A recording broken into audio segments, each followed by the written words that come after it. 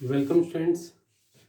So we are talking about the law of chemical combination. Law of chemical combination हमारा topic चल रहा है जिसमें हमने पहले 3 लॉ पढ़ चुके हैं, तो फोर्थ लॉ हम स्टडी करने वाले हैं. ठीक है स्टूडेंट्स, तो फोर्थ लॉ हमारा क्या है देखिएगा, लॉ ऑफ रेसिप्रोकल प्रोपोर्शंस. ठीक है, जिसे रिचर ने 1792 में डिस्कवर किया था. ठीक है, तो इन्होंने क्या बोला था, इस लॉ को समझिए.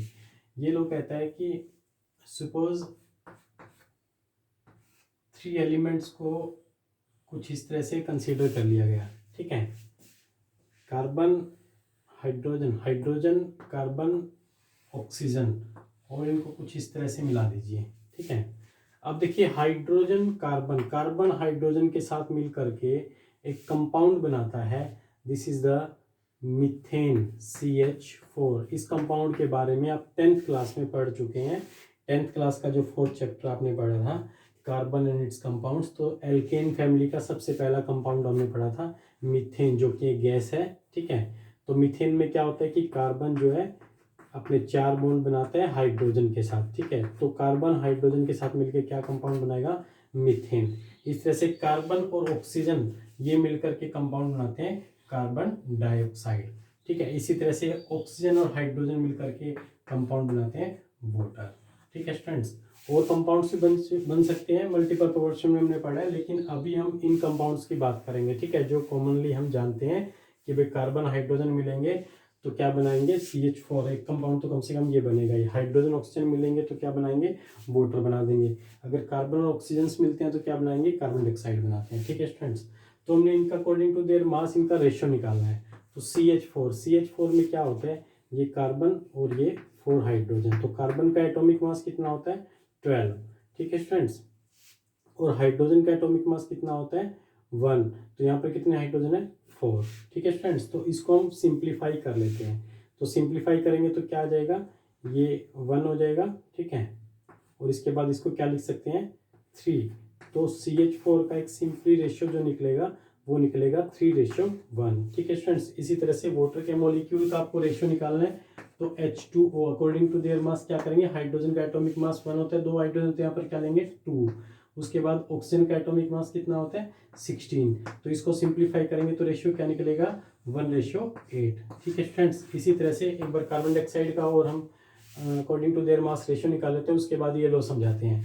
तो कार्बन डाइऑक्साइड का कैसे निकलेगा, कार्बन का एटॉमिक मास कितना होता है, 12. ठीक है, ऑक्सीजन का कितना होता है, 16. तो कितने हैं यहाँ पर, 2 ऑक्सीजन है, तो यहाँ पर क्या कंसीडर करेंगे, 32. इसको सिंप्लीफाई कर लीजिए तो क्या आ जाएगा, 3 4 की टेबल पे जाएगा, 4 3 12, 4 8 32, 3 8 32, 8 4 32. तो इसका सिंपलेस्ट रेशियो हम निकाल देंगे 3:8. ठीक है स्टूडेंट्स, अब ध्यान दीजिएगा, अब जो ये मैंने कंपाउंड बनाया मीथेन, कार्बन हाइड्रोजन को मिला करके, इसमें सबसे पहले हम देख लेते हैं कि हाइड्रोजन का रेशियो क्या निकला है. हाइड्रोजन का रेशियो आया सिंपलेस्ट रेशियो 1. कार्बन का कितना आया, 3.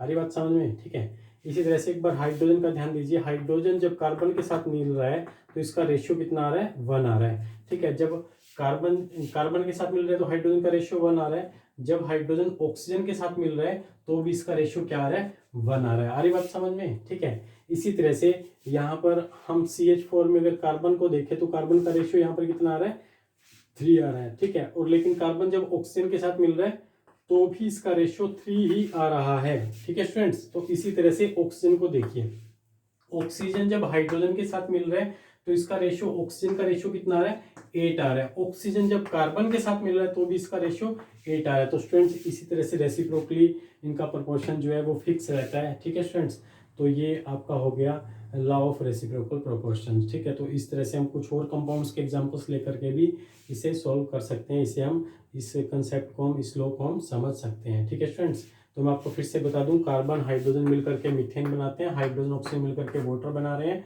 कार्बन ऑक्सीजन मिलकर यहाँ पर कार्बन डाइऑक्साइड बना रहे हैं. ठीक है स्टूडेंट्स, तो यहाँ पर क्या हो रहा है, जब CH4 का रेशियो निकाला तो कार्बन का सिंपलेस्ट रेशियो आया 3, हाइड्रोजन का सिंपलेस्ट रेशियो आया 1. इस तरह से हाइड्रोजन ऑक्सीजन का जब रेशियो निकाला तो हाइड्रोजन का रेशियो यहाँ पर 1 आया और यहाँ पर ऑक्सीजन का 8 आया. इस तरह से कार्बन डाइऑक्साइड का जब सिंपलेस्ट रेशियो निकालेंगे तो कार्बन का रेशियो आ रहा है 3 और ऑक्सीजन का 8. ठीक है, अब एक चीज समझिएगा, सबसे पहले हाइड्रोजन को समझ लो। हाइड्रोजन का जो रेशियो आ रहा है वो कितना आ रहा है यहाँ पर 1, ठीक है। जब CH4 के साथ मिल रहे हैं तो रेशियो 1 आ रहा है, और यहाँ पर हाइड्रोजन जब ऑक्सीजन के साथ मिल रहे हैं तो भी इसका रेशियो 1 ही आ रहा है, मतलब रेशियो हाइड्रोजन का हो गया फिक्स। उसके बाद कार्बन की बात करें तो कार्बन जब हाइड्रोजन के साथ मिल रहे हैं तो इसका रेशियो आ रहा है 3, और कार्बन जब ऑक्सीजन के साथ मिल रहे हैं तो भी इसका रेशियो 3 ही आ रहा है, ठीक है स्टूडेंट्स। उसी तरह से ऑक्सीजन को देखिए, ऑक्सीजन जब हाइड्रोजन के साथ मिल रहा है तो ऑक्सीजन का रेशियो आ रहा है 8, ठीक है स्टूडेंट्स। उसके बाद अगर ऑक्सीजन कार्बन के साथ मिल रहा है तो भी इसका रेशियो 8